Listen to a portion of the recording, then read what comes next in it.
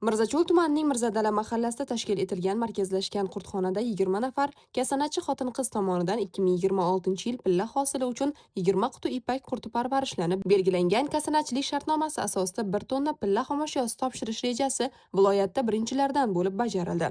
Joriy yilning 11-may holatiga ko'ra 1 tonna 70 kilogramm pilla hosili topshirilib, reja 107% ga bajarilib, har bir qutidan o'rtacha 53,5 kilogrammdan hosil olindi. Shu munosabat bilan bo'lib o'tgan tadbirda O'zbekiston Respublikasi Prezidentining 2026-yil 6-martdagi pillachilik sohasini yangi tizim asosida rivojlantirish, ozuqa bazasini mustahkamlash hamda sohada bandlikni ta'minlashga qaratilgan qarorlar ijrosi doirasida hududlarda amalga oshirilayotgan ishlar yuzasidan so'z yuritildi. Shuningdek, Vazirlar Mahkamasining xotin-qizlarning pillachilikdagi bandligini bosqichma-bosqich ta'minlash bo'yicha belgilangan vazifalar asosida tumanda tizimli ishlar olib borilayotganligi ta'kidlandi. Ta'kidlanganidek, bugungi kunda pillachilik nafaqat qishloq xo'jaligining muhim yo'nalishlaridan biri, balki xotin-qizlar bandligini ta'minlash va oilalar daromadini oshirishda ham muhim ahamiyat kasb etmoqda.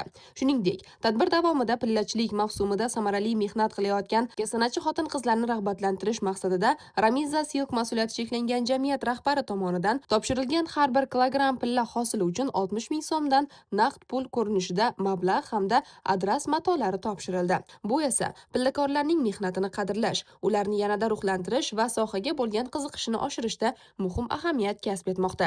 Tadbir doirasida tuman madaniyat bo'limi tomonidan konsert dasturi namoyish etildi.